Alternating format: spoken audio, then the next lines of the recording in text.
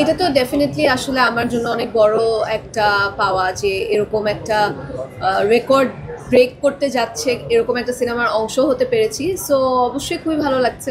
এইটাই তো আসলে আমার মনে হয় আমার জন্য অনেক বড় একটা মোটিভেশন যে দর্শক সিনেমাটা দেখছেন এবং এত গুণী অভিনেতা এবং অভিনেত্রীদের মাঝখানে আমার অভিনয়টা পছন্দ করেছেন এবং আমার এবং শাকিব ভাইয়ের যে কেমিস্ট্রিটা আছে সেটা পছন্দ করেছেন, ভবিষ্যতে দেখতে চাইছেন। সো ডেফিনেটলি এটা আমার জন্য একটা বড় পাওয়া এবং সেই সাথে আমার মনে হয় ভবিষ্যতে আমার কাজগুলোর জন্য এটা আমাকে অনেক মোটিভেট করবে আরও ভালো কাজ করতে। দর্শকদেরকে অবশ্যই অনেক অনেক ধন্যবাদ। এটা ডেফিনেটলি আমার জন্য চ্যালেঞ্জিং ছিল। মেগা স্টার যার ২৬ বছরের অভিজ্ঞতা, এরকম একজন বড় স্টারের সাথে স্ক্রিন শেয়ার করা ইজি না। সেই সাথে আসলে রায়হান রাফির গত যা যা ছবি ছিল সবগুলোই সুপার ডুপার হিট, দর্শক পছন্দ করেছে। সো এখন যেটা আমি গতবারও বলেছিলাম যে আমি আসলে এই টিমের একটা নতুন এডিশন। সো আমাকে দর্শক গ্রহণ করেছে, কেমিস্ট্রি পছন্দ করেছে। এটা ডেফিনেটলি আমার যে চ্যালেঞ্জটা ছিল সেই চ্যালেঞ্জটা নিয়েছি এবং পছন্দ করেছি, এটা ভালো লাগছে।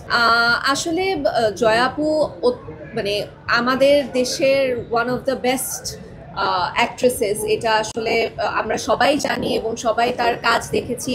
এবং আমি ছোটবেলা থেকেই আসলে যখন মানে অ্যাক্টিং স্টার্ট করেছি তখন থেকেই জয়াপুর অ্যাক্টিং আমার ভীষণ ভীষণ পছন্দের।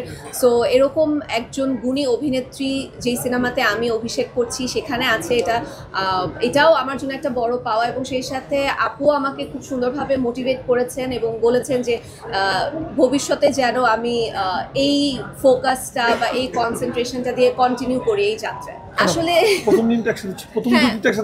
প্রথম দিন একসাথে ছিলাম এবং এটা আসলে আমার মনে হয় খুবই মানে আনএক্সপেক্টেড একটা কোয়েশ্চেন, কারণ প্রমোশনে তো আসলে এক এক সময় এক একজনের ব্যস্ততা থাকে এবং এটা প্রোডাকশন হাউস থেকে স্কেজুল করা থাকে, এখানে আমাদের মানে কোনো হাত নেই। এখন যদি ডেফিনেটলি প্রথম দিন পেয়েছেন, এরপরেও যদি সুযোগ থাকতো, আমার ব্যস্ততা বা আপুর ব্যস্ততা যদি স্কেজুল কনফ্লিক্ট না করতো তাহলে অবশ্যই আমাদেরকে একসাথে।